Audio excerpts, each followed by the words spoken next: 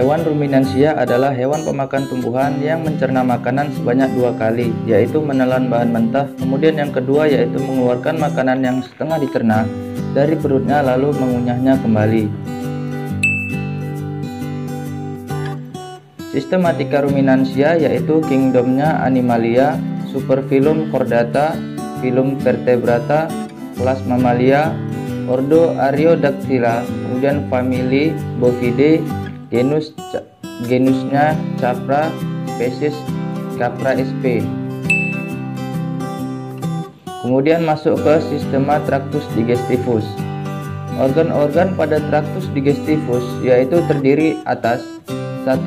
Cavum oris atau rongga mulut yang berfungsi sebagai tempat masuknya makanan dan dimulainya proses pencernaan.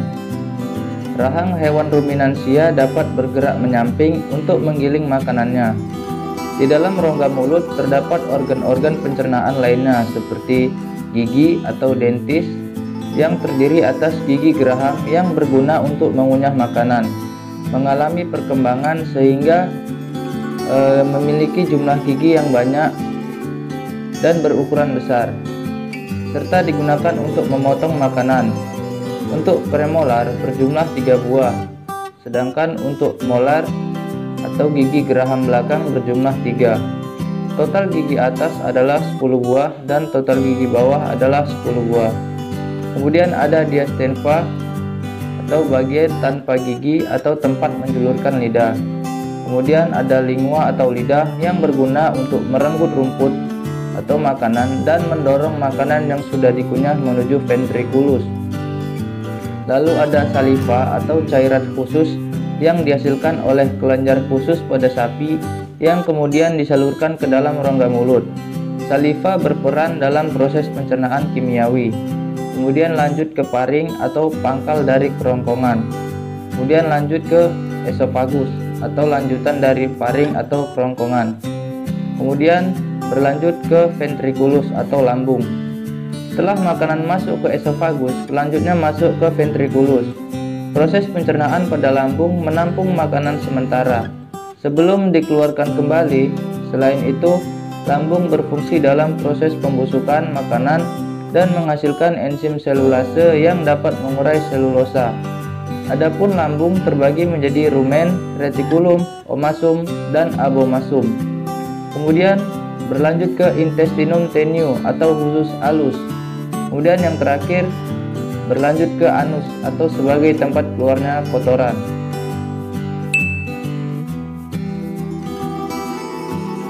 Proses perjalanan pakan. Yang pertama, rumput dikunyah terlebih dahulu di dalam mulut, kemudian dilanjutkan menuju esofagus untuk disalurkan ke lambung. Selanjutnya, dari esofagus menuju ke rumen. Proses yang terjadi di rumen yaitu makanan dicerna dan menjadi bubur dengan bantuan gerakan mengaduk oleh dinding rumen. Pada saat sapi istirahat, pakan yang berada dalam rumen akan dikembalikan lagi ke mulut untuk dikunyah kembali. Di dalam rumen, pakan akan dibentuk menjadi gumpalan-gumpalan yang masih kasar atau bolus.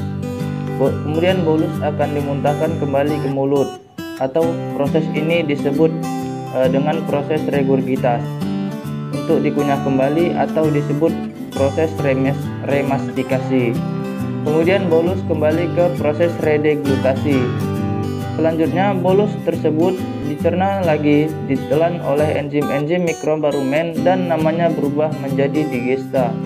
Setelah itu, makanan akan direniskan menuju ke retikulum. Pada retikulum, makanan difermentasi dengan bantuan bakteri anaerob dan protozoa. Di sini terjadi proses absorpsi dan penyaringan benda asing yang masuk bersama makanan sehingga tidak masuk ke omasum. Selanjutnya, makanan dilanjutkan ke omasum. Pada omasum menghasilkan amonia dan mungkin asam lemak terbang. Selanjutnya, makanan dilanjutkan ke abomasum. Pada abomasum ini makanan dicerna dengan bantuan enzim pencernaan pepsin yang dihasilkan oleh abomasum. Setelah makanan dicerna di abomasum, makanan akan dilanjutkan ke intestinum tenue atau usus halus. Pada usus halus terjadi proses absorpsi dan fermentasi. Selain itu, terjadi juga penyerapan sari-sari makanan, dan pada akhirnya makanan yang akan dikeluarkan melalui anus. Fungsi dari rumen yaitu berfungsi untuk penyimpanan makanan sementara makanan yang telah ditelan. Kemudian retikulum sebagai tempat penambahan enzim sehingga makanan berubah menjadi gumpalan kasar atau dinamakan bolus. Kemudian omasum yang berfungsi membantu pencernaan makanan secara kimiawi dengan menggunakan enzim, serta berfungsi juga dalam penyerapan air, asam lemak tertentu, dan natrium yang tergandung dalam hijauan pakan ternak. Kemudian fungsi abomasum yaitu sebagai tempat terjadinya fermentasi selulosa dengan bantuan bakteri. Kemudian berlanjut ke intestinum tenue atau usus halus. Ini berfungsi sebagai penyerapan sari-sari makanan yang telah diproses di dalam lambung, yang kemudian diedarkan ke seluruh tubuh dan diubah menjadi energi. Bakteri yang berperan pada sistem pencernaan hewan ruminansia adalah satu, yaitu bakteri selulolitik. Bakteri yang mempunyai kemampuan untuk memecah selulosa dan mampu bertahan pada kondisi yang buruk pada saat makanan yang mengandung serat kasar yang tinggi. Contohnya yaitu Bacteroides succinogenes yang berbentuk batang dan Ruminococcus albus yang berbentuk bulat. Kemudian yang kedua, bakteri proteolitik yang mempunyai kemampuan untuk memecah protein, asam amino, dan peptida lain menjadi amonia. Contoh, Bacteroides ruminocola dan Selenomonas ruminantium. Dan yang ketiga, bakteri metanogenik yang merupakan bakteri yang dapat mengkatabolisasi alkohol dan asam organik menjadi metan dan karbon dioksida. Contohnya Methanobacterium formicium dan Methanobrevibacterium minantium. Kemudian yang keempat, bakteri amilolitik yang merupakan bakteri yang dapat memfermentasikan amilum. Bakteri jenis ini relatif lebih tahan terhadap perubahan pH dibandingkan dengan bakteri selulolitik. Contohnya yaitu Clostridium laceheddi, kemudian Streptococcus bovis, dan Bacteroides amylophilus. Yang kelima, bakteri yang memfermentasikan sukrosa. Bakteri yang memfermentasikan amilum sebagian besar mampu memfermentasikan gula sederhana. Contohnya Eurobacterium ruminantium dan Lactobacillus ruminus. Kemudian yang keenam yaitu bakteri lipolitik yang merupakan bakteri rumen yang dapat menghidrolisis lemak menjadi gliserol dan asam lemak. Hal ini dapat berlangsung karena adanya enzim lipase yang dapat memecah lemak.